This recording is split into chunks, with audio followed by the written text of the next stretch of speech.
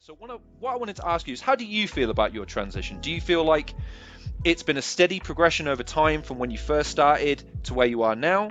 Or do you think you've learned some key lessons along the way that have made you reevaluate how you want to present yourself to people, in terms of maybe toning down some of the bombast and bringing in more of that intellect, which is so plain, it's so obvious to see?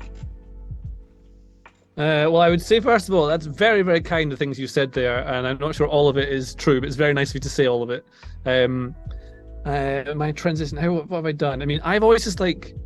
I mean, your first TIFO podcast is a great example, because you're very reserved in that one, but every so now there's a little throw of the dice in there, whereas now I think you're much more comfortable in your presentation style within the realm of the podcast.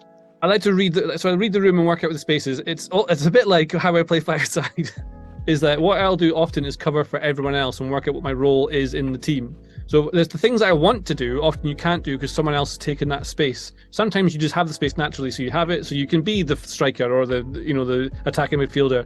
But a lot of the time, the best thing to do actually is sit back and let other people do the thing they're doing, because then you can make them better. And it applies to I just love. I've been obsessed forever with comedy and being I always wanted to be a comedy writer. That was my thing. I wanted to write for The Simpsons. That's what I always wanted to do, and that's how I ended up getting into writing and stuff. But one day I realized that about 25, I was like, oh my god, the people who are writing The Simpsons now, or who wrote it in the 90s when it was the best, they would be my age. So I can't just keep saying one day I'll do it. I just have to get on and do it. Like they can do it, so why don't I? And that's when I started moving to different cities. Moved to Glasgow, then moved to London. But I've always been on stage, always. So I was playing in primary school. Do you have primary school in England? What do you call it? Yeah.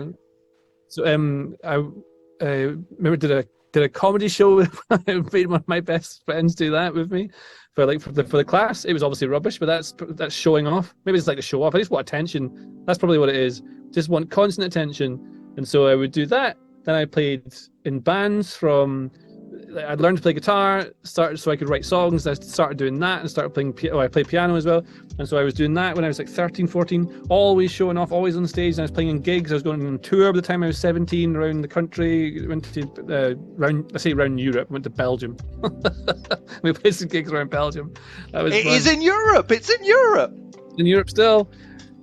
And then because I always like comedy stuff, I also used to manage to get hold of a video camera and would just film random sketches. And then I learned how to produce music. I learned how to make films, learned how to make cartoons, because I always used to draw as well. And so then it all eventually combined into different things that I was doing. I made a cartoon, I made a puppet show with my friend in uni. One day I was like, I just make a puppet show, that'd be fun, like a cartoon. I don't know how to make a cartoon, so we just built all the assets out of cardboard and I made a show on front of a camera. I always seem to have a video camera somehow. That's very lucky of me. I don't know how I managed to do that. I think I got it off eBay or something like that. I used to buy loads of stuff off eBay now back in the day and forget I'd done it. There was a cheap camera when I was at university with no money. So I would make all stuff like that. And then because I like performing, being on stage, I like being funny when I'm on stage. I've always liked comedy stuff and admire the process of it and how people do it really well. I love stuff I love improv, stuff like Whose Line Is It Anyway or SNL. So SNL's less improv, you know what I mean, that sort of area, and then and all that just combines into stuff I do anyway. And so what I do now is the football analysis, because that's what I managed to get into somehow. But I was at Telegraph because of the stuff I did from my YouTube, which got me an interview through the door there. And then off the back of that, I did some more videos at the Telegraph because they asked me to be on camera, because I just did it anyway. And so then I ended up being asked to come to TIFO, do this thing I'm doing now. And with everything I've done, I just did because I wanted to do it, and I was doing it already. People often ask me how they get to do stuff that I'm doing, like how do I get to be a football analyst, that's the word, or a football writer, or how do I do stuff on camera? It's like, you just do it. And if anyone asks you how I've done it, I'll always try and reply to them. There's a lot of times I haven't. I feel bad. I often just forget because I'm out, usually in a pub or something, and I forget to do it.